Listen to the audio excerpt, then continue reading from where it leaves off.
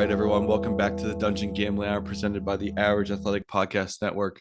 I'm your host, JD Brain, alongside Grant Hurlis, and we're here for episode 6 on February the 24th. Great February out here in Ohio. Looking forward to a good show. We got a lot of stuff coming this way and a couple unique plays. All right, welcome back, everybody. Grant, good to have you back on. Glad we had a very successful week last week with all of our discussions, and especially with the six-pack, which we'll hit on later. Grant, how have you been? Good. Nice to see another week in the green last week. Put out some winners like we expected, and I think we got some more winners in store this weekend. For sure.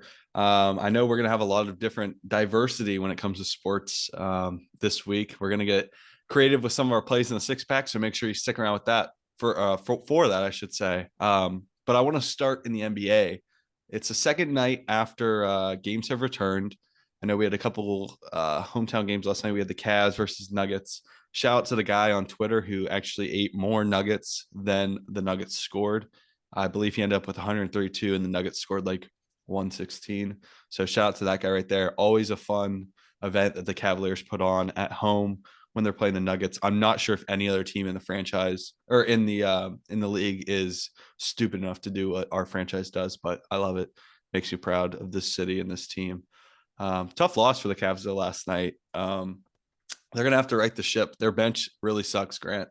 Before the playoffs, I don't know what they're gonna do about that. I know Okoro had 2 points in 20 minutes, and Levert might have 6 points in 35 minutes. So they got to figure out what the hell they're doing coming off the bench, but they'll be all right. When you get to the playoffs, it's going to be inflated minutes for the starters anyways. So those guys are going to be playing in excess of 40, 42, 44 minutes. So it should be a fun time here in Cleveland. But we're going to start off tonight's slate. We got the Knicks at Washington. The Knicks are favored right now by 2 points. I like the Knicks in this spot, Grant. I think they're going to be all right coming off the All-Star break. I know it's their first game, and it's going to be fun for them down the stretch.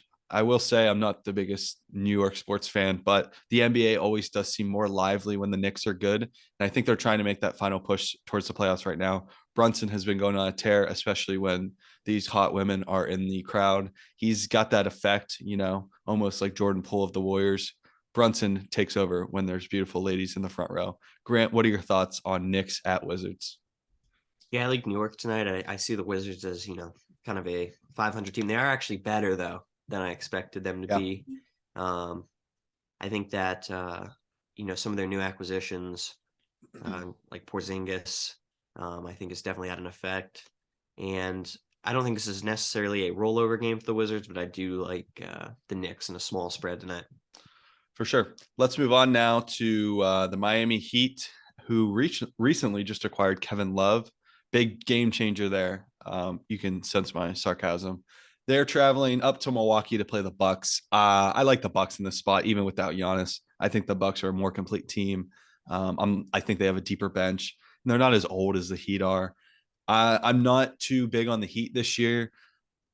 Jimmy Butler, he's a star in our league. He's a great scorer, but their core is just really seems like they're getting up there in age and kind of lack of attrition and everything like that. I'll give you a chance to make your pick, and then I want you to answer the whole Kevin Love piece. Does he make Miami any better in the long run? So first off, I think I agree with you on the Heat. I think they're getting a little old. I think they've got a couple of aging stars like Lowry and Jimmy, and unfortunately, the Duncan Robinson situation has tanked them really for as far as cap space goes. 80 million to a guy who probably comes off a bench and plays 12 minutes. It's a sweet gig. Yeah. Duncan Robinson doesn't like his gig and wants to go elsewhere. I'll gladly take his 80 million 4-year contract. So I don't think Kevin Love unfortunately makes the Heat better. To me, his defense is just too bad. His pick and roll defense, which is what the Cavs were worried about with him, and the main reason they let him go is his poor defense. He is what he is, though. He's a shooter that can come off and come in, and spot you 5-10 minutes off the bench, get some threes, but that's about it. Unfortunately, that's kind of why the Cavs let him go. Yeah. also, kind of going back in the Cavs, obviously we're on the Heat. We're on the Heat Bucks game tonight, but it's unfortunate the Cavs couldn't make any moves at the deadline. It is. They It couldn't really pull the is. trigger.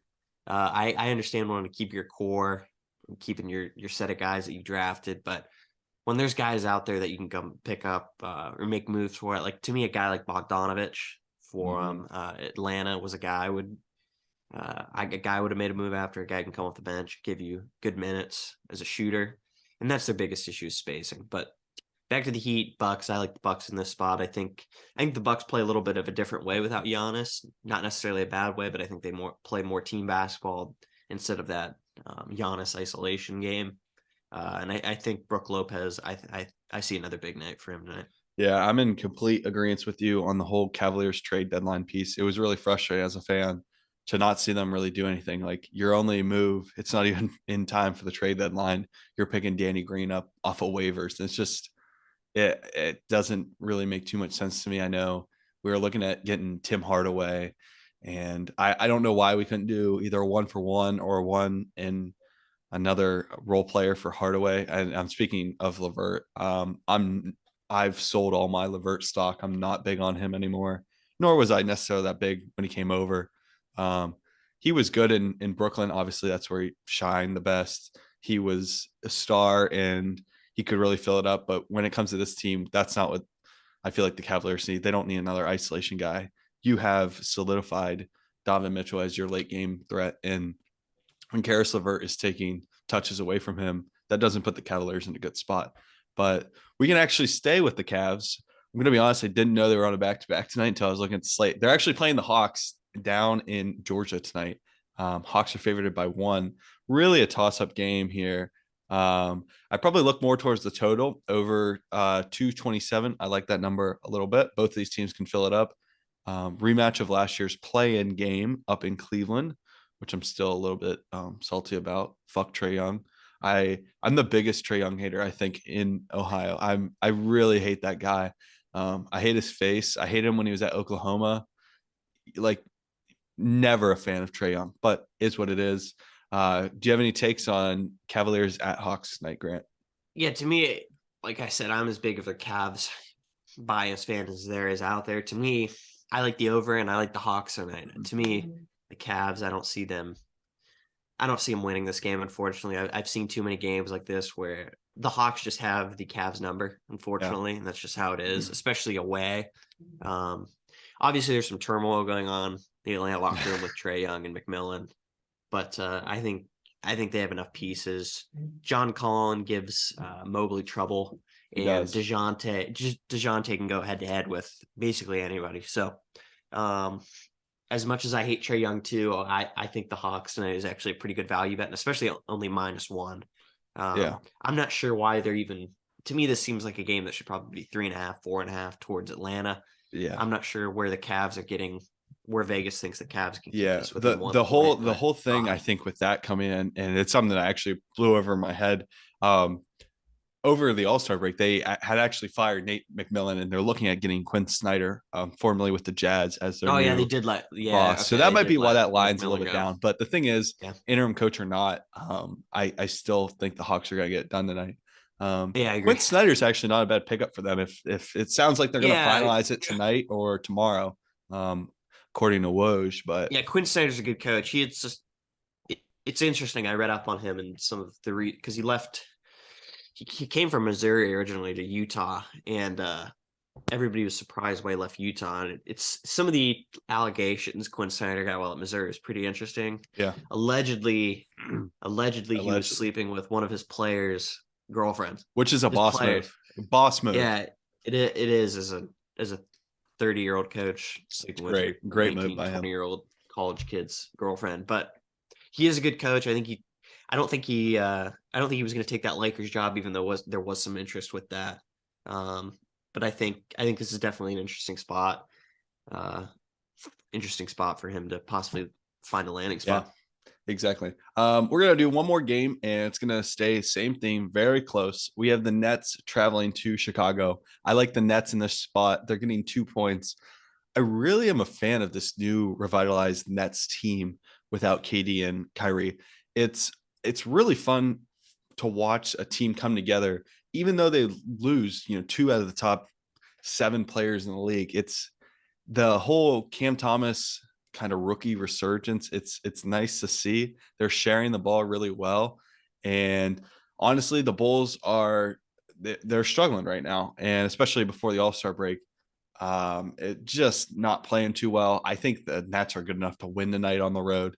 They're young. That's one of the things that I love in the NBA, and I'll get to it a little bit in the six pack, talking about Sacramento, but like Sacramento, Brooklyn, even Oklahoma City, I always have a hard time going against those teams um, with the spread because of just how young they are. Because young teams in the NBA always just try their ass off. Like it is, they always want to win. They don't really care. They bust their ass all game, and they don't necessarily really care about what other people think of them. Whereas older teams, insert Bulls, insert Heat, if they lose a game and they get blown out by 18 on the road, it is what it is. And so young guys are really hard to bet against in the NBA because they're trying to fight for a new contract. They're trying to fight for um, roster minutes for that team, everything like that. So everyone's really trying hard for these young teams. And maybe they might not be as good and as talented as some of the older, more veteran teams, but they're still going to try their ass off and work really, really hard. So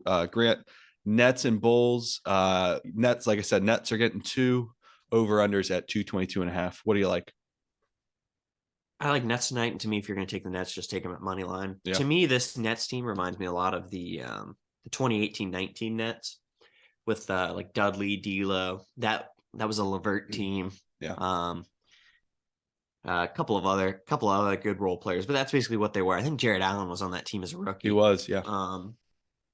Yeah, to me, Jock Vaughn was a great choice off the bench as a interim coach for them. I think you saw the Steve Nash experiment wasn't working, and Jock Vaughn, I think he's going to probably get the interim tag ripped off here in the next offseason, and I think he's going to be with the Nets to stay. I liked him where else I think he coached in Atlanta too before McMillan.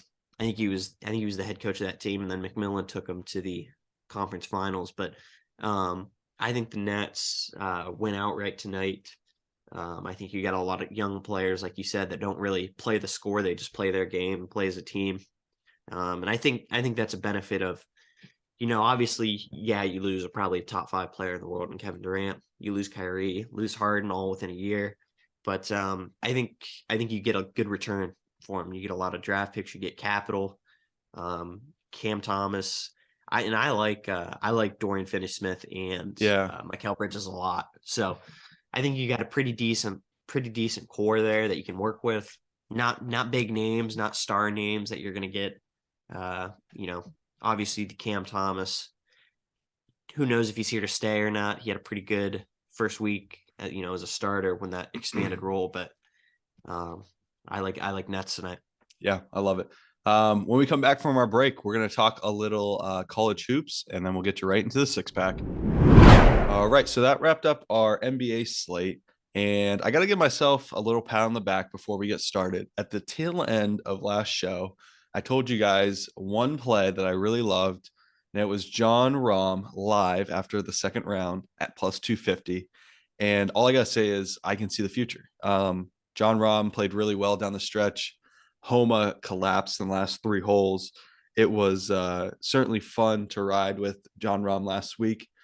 And I think it's going to be a really nice season for him. Earlier in the year, they were playing, I want to say it was Sony Open out in Hawaii. And we were in the Dungeon group chat, and I had put 50 cents on John Rahm at plus 8,000 live. At the time, he was down 8 strokes to Colin Morikawa. And that's when my John Rahm fandom really kicked in this betting season. He came back and actually won by 2 or 3 strokes. Morikawa just completely collapsed and turned 50 cents into $40. And if I would have known he was going to do that, obviously I would have put much more money down. But I'm a John Rahm believer. I love this guy coming into the Masters in a couple of weeks. It's going to be fun. But I know I might dabble in some golf coming up here in the next few weeks, Grant. I like the PGA Tour. I like a lot of these top 5, top 10 finish bets and everything like that. I did try to dabble in, I don't know if you did or not. We haven't talked about this. Did you put any action on the Daytona 500? I did not. No, my dad was there though. Oh, really? So Wow. yeah, he Good for was him. there. Good Yeah, for him. because he's been down in Florida since Christmas. So he was Nice. down there. He did see the races. But no, I did not. I don't unfortunately I don't know enough about Yeah, I know NASCAR nothing, racing. and I was following these NASCAR betting pages and everything like that. And then I got all my information and I was like, fuck it. I'm just going with the last names and the numbers I like, just like horse racing, man. Um I know sometimes in horse racing, that's like what a lot of like girls will do. They'll go for the color, the pretty color of the Yeah. car or the name or everything like that. That's basically what I did. I did a men's version of horse racing for women. It was fun. My guy, I had this guy, I want to say last name might have been Almondegger, something like that. I don't know. Yeah. And is Allmendinger. that yeah. And so Yeah. he was like in fourth all race, and then he got caught up in the big one, and it just kind of ruined my chances. But I put 5 bets on guys that were like plus 2,000 or longer, trying to get a little bit of a little bit of return on my investment. Ended up not winning. I don't know if you even caught the race. I did watch the tail end of it because I had nothing to watch on Sunday. I was flipping in between golf and NASCAR, and I hated how the race ended. NASCAR community, if you're out there, what is wrong with your sport? Why are we not ending the race at the finish line? We're ending it halfway in between turn two because there's a wreck behind. Like it's like the overtime rules in the NFL. I just don't get it. Um, NASCAR, you need to fix that. We need to race to the line. Like it's just pointless. But that's my NASCAR rant. Maybe I don't know when's the Indy 500? Is that in the summer or spring? I I think don't know so. when the Thank you. I think it is maybe in the maybe summer. we'll get some maybe we'll be able to get an Indy 500 sharp on here, help us out a little bit. Maybe. But yeah, I do actually. Racing is like kind of a nice sport. Sit back, relax on Sunday. We usually have this void of Fox 4:30 football games, and then racing slides into that Fox role, and it's really like you watch the race and then you hear the 60 minutes tick tick tick tick tick tick tick tick, and school's about to happen next day. That was one of the worst You're right. feelings as a child, hearing the 60-minute clock and knowing that my weekend was about to come to a close. But regardless, I want to hop into the six pack. Last week we had a really good week. We had Grand Canyon -6, which hit.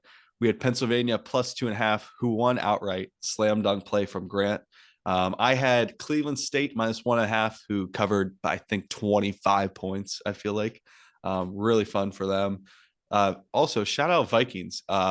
They're coming for you, YSU. So just be wary of the Vikings. They may not make a splash in the actual tournament itself, but in terms of the Horizon League, very sneaky to make the tournament. Whether it'll be a 15 seed or a 16 seed and have to play in, I'll be excited to watch. Thinking about going down to Indianapolis if the Vikings do make the championship game, but we'll see. For sure, we'll be considering if they make the first four going down to Dayton. I know our buddy, big West Virginia guy. West Virginia's on the bubble. If you folks don't know, so he's already eyeing up his first four tickets in the 11 seeded matchup for the West Virginia Ooh, Mountaineers. We might have to take a trip down there. That'd be fun. may have to. But yeah, so my roommate is already scoping that out because it's more than likely West Virginia is going to be in the play-in in that first four. So, and then our final pick, or my final pick, I should say, that hit was Minnesota Wild under 2.5 team total in goals. We had Loyola Chicago, who sucked. That was abysmal. I wish I could have had a little bit of result from them. And then Dallas Stars money line. Dallas also sucks. So regardless, that's a 4-2 week. Takes us to 19-11 overall. Can't complain. We are in the green. I'm not a math guy, but that winning percentage is around 64%, I want to say, much higher than where we need to be to make profit. Obviously, in sports betting, you're aiming for 55, 56%. The best guys in the world are at 60%. So we're hanging on right now.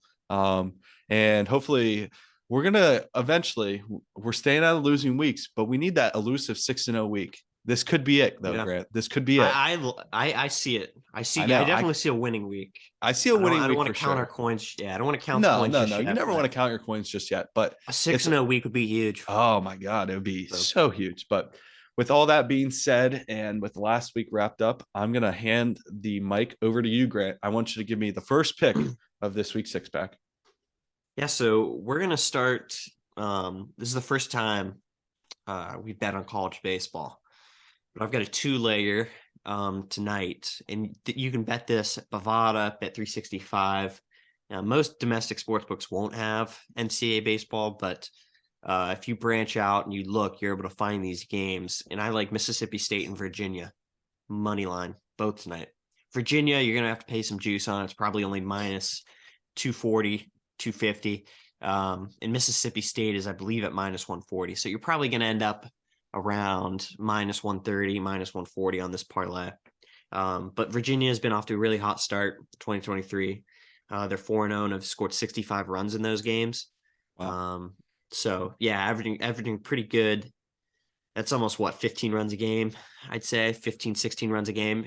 And that's off of I mean, those stats are a little inflated because they're coming off a 26 run outburst against Longwood. And regression is obviously going to happen, but the Cavs are on fire. Yeah. Nick Parker is going to be on the mound for Virginia, and he's a grad student Boom. who struck out 10 in his first start. And I see this as a game probably going to win by 5-6 runs for the Cavaliers. Mississippi State also, I think they're about a 500 ball club right now, but I see them coming through and getting us a parlay to get going. For sure. And I got to say, there may not be a better sound in sports than a college baseball home run. That hit off the metal bat, it just does something to you. You know, the MLB doesn't do it justice. Like, yes, the crack of a wooden bat is great, but just the loud ting of the metal bat might be on the Mount Rushmore of sporting sounds, you know, up there with a swish or NHL goal horn, something along those lines. Bang. Yeah. Wow. Mike Green. Oh, wow. Mike Green. Bang. Yep. That's a great one. It's also why there's 25 runs scored in a college. Also why, yeah. I'm not really too sure why we're still using metal bats, but hey, it is what it is. Riding with the Cavs and the Bulldogs tonight. I love it. For my first pick, I'm going to go with Rider versus Siena over 134.5 on the total. The over is 4-1 in Siena's last 5 road games against teams with a home winning percentage of greater than 600. So check that box tonight. And then last game, Rider got beat 90-88. Their defense is a huge struggle for this team. They're going to struggle in this game against Siena as well. Siena is averaging almost 70 points per game. Look for that number to be inflated tonight. Rider is absolutely terrible defensively. And I think they're going to cash that number here. Also, you know, look for a high scoring game. It's bound to happen. These late season Friday games gets to a point where these guys are in the full swing. You know, we're entering the prime per se of some of these college basketball careers. And these teams are going to be playing in their conference tournaments next week.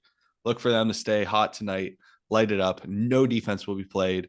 Take over 134.5 in Rider versus Siena. All right, Grant, pick 2. Yeah, we're back to hockey. Last week we split in our NHL picks, but I think I got a winner tonight with Ottawa Senators team total over 2.5. You can get that at minus 108 at almost any sports book. And I know a lot of people are going to say Carolina, pretty good defensive team, only giving up X amount of goals in their last 10, and they're going to stay away, but that's fine. I like this pick, and I see this as a Senators 4-goal, 5-goal type game. So we're going to roll the dice on this one. With that being said, prepare for them to get shut out and probably score 0 goals now that we took them, but that's why it's called gambling. So that's right. I wouldn't go more than, you know, probably whatever your unit size here is on this, but I think the Senators can pull it out as they have a tendency to put some points on the board. Yeah. Pucks on net. That's what you got to do in professional hockey. And I think the Senators are going to get done for us tonight. I'm now going to move to the West Coast. We're going Sacramento Kings plus 7.5 against the Clippers. And I know a lot of people are riding with the Clippers tonight off of some rest coming from the All-Star break. But I'm taking the youth. I'm taking the youth in this game. The Kings are 2-0 against the spread against the Clippers this season.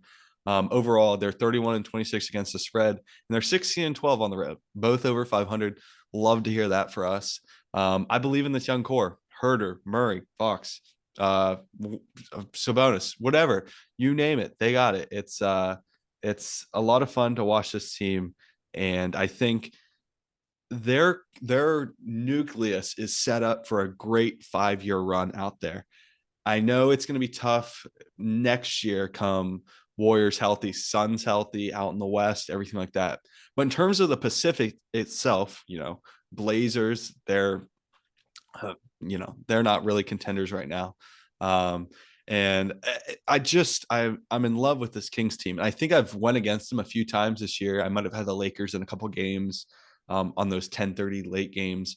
And the Kings always seem to win outright in this spot. So I'm ready to light the beam tonight with the Sacramento Kings. That's They're right. going to get it done. And we're going to move to 3-0 against the spread against the Clippers this year. Mark my words. Grant, pick 5. All right, so this is probably the most interesting pick we've had, I'd say. We've had some good ones, but we're gonna dabble in some esports. Yes, esports for my last pick. All right, we're gonna go with the prospects money line over Honors in CS:GO. So you can get this on any sports book that offers it. I assume this is probably on Bovada, Bet365, those type of offshore books. But this line to me is baffling. To me, this is one of the hotter tier 2 teams at the moment, and this is a very good matchup for them against Honors. They've been on a downward trend, Honors that is, as they've lost 6 out of their last 7, and the prospects have won 6 out of their last 7. So Honors bombed out of the last major qualifier for CSGO. And their AWP is sick at the moment, which is very important. And whether he plays or not, I still love this play. Honors just fighting an uphill battle here in terms of map pool, and I don't think they're going to have any chance of beating prospects on Overpass, which is going to be their map pick. So it would require them to win a combo of Nuke, Inferno, Mirage. So, and I know this is probably foreign to a lot of you guys, but those are all maps that are lackluster for Honors on CSGO. So here's a little bonus for all you guys. Take this pick. This is probably my favorite pick of this week. They played less than a month ago, and the prospects won 2-0 with a 16-7 and 16-1 score line. Wow. In both maps. That's domination. That's mercy rule. This line's shocking to me, only at -145. Maybe Vegas has some sway on this game somehow. I don't know about. Vegas may know. Some CSGO. Maybe they know, but this is my favorite pick. Prospects money line over Honors tonight. Yeah, men lie, women lie, stats don't. Ride. No, they don't. Ride with who'd you say? The Ride prospects. with the prospect. Yeah, I got you. That's how forgettable CS:GO betting is. We don't even remember the team name we just picked. But give me the prospects tonight. That's an all-time pick from you. That may end up on if we do like a 2023 year in review, that may end up on like the top pick for the entire. Yeah, this is either going to be. I mean, this is either going. I'm going to be the hero or the goat here. Yeah. Someone has to do it. Why not? Yeah, you? Who was the? Do you happen to remember the guy who commented on our Instagram? What his name was? I can't either. Come on, he's such a forgettable. It's something with a number. It's something with 73 at the end. It's super bad. Yes. How's that sound? Super bad. Super bad. Is that right? It's not, but it's close. It's Super Bend. Super Bend. There we go. Super Bend. You can come at me if we lose on this pick. It's fine. Yeah. I don't care. But unfortunately, this one's gonna hit tonight. Give me prospects or give me death. I love it. I'm gonna stay out west with the final pick of the 6-pack, and it's a team that we picked last week as well. Yep. I'm taking Grand Canyon -6.5 over the Seattle Redhawks. I love Grand Canyon in this spot. They have possibly the best mid-major college basketball atmosphere. Additionally, with that being said, they're coming off rest after New Mexico State. Their whole team suspension, all the shit that's going on there. So they obviously New Mexico State forfeited last game, and they're coming into town. Seattle's coming into town, I should say, and they're going into the Purple Jungle. You never want to see the Antelopes on a Friday night. Just make that known. You don't want to see the Antelopes. Last week, they absolutely crushed it. They got a guy, Ray Harrison. He's averaging almost 17 points a game, leading scorer. Look for a big game out of him tonight. And additionally, with all things considered, Grand Canyon has slipped back to 5th in the WAC. They desperately need a win tonight to set themselves up for March. And I believe in the Grand Canyon Antelopes in the Purple Wave. They are going to get it done tonight, and I'm excited to watch it happen. All right, so that wraps up the six pack and all-time segment right there for you guys. That was pretty awesome to listen to. Grant, you got to give you props. So creative with his plays. Thank you. This guy dives into the research. He goes on the deepest Reddit links he can find and gets the edge. For you, the listener and the watcher, definitely shout out to Grant for that. For myself, I just want to say thanks everyone for sticking around with us. Might be getting some action on for some sponsors and some affiliates in the future, which is exciting. We're going to be definitely looking to add some people onto this journey with us, and we're rolling, man. Episode 6, definitely a success. It's going to be fun. Another week closer to March Madness. Looking forward to it. Grant, do you have any final thoughts? Yeah, I do. It's gonna be exciting getting some, some sponsors and affiliates down the road. I think we're definitely approaching that point, and we're definitely going to explore some options Sure. to get you viewers the best experience, sports betting you guys can get. So we're giving out winners.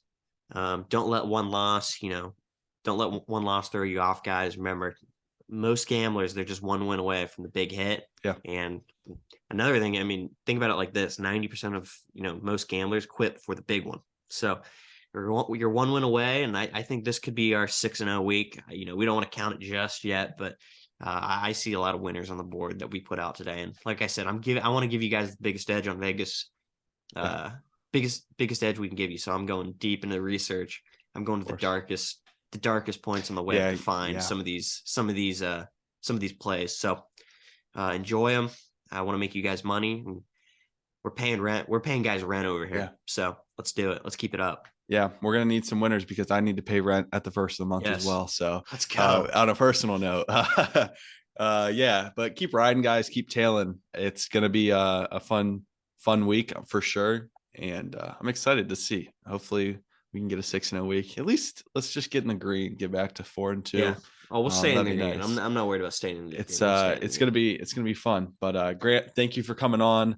To all of our listeners and watchers out there who consume the content, thank you guys for subscribing, downloading the show, liking, doing everything you do. Make sure you find us on Apple Podcasts, Spotify, YouTube. I can't think of anything else. Instagram, TikTok, we're all there. It's going to be a fun ride. Let's close out the week with some winners. I just want to say thank you to everyone who watched, and we'll see you guys next week. Peace.